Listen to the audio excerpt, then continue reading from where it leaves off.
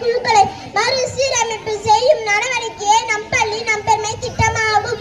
இத்திட்டத்தின் ஒவ்வொரு பள்ளியிலும் ஒரு குழுவாக இயங்குகிறது. நம் பள்ளி நம் பெருமை என்ற திட்டத்தின் பிரதான நோக்கம் மாணவர்களின் கல்வி வளர்ச்சியை ஊக்குவிப்பது தானாகும்.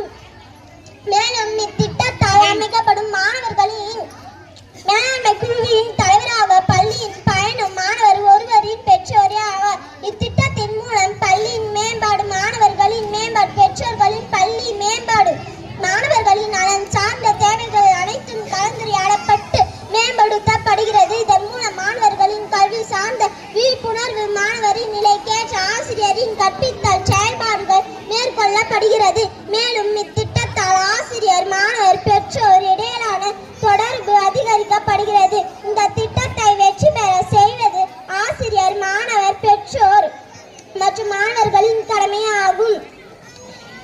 தமிழ்நாட்டில் இத்திட்டம் அனைத்து மக்களும் வரவேற்கப்பட்டு சிறப்பாக செயல்பட்டு வருகிறது என்பதில் ஐயமில்லை. நன்றி, வணக்கம்.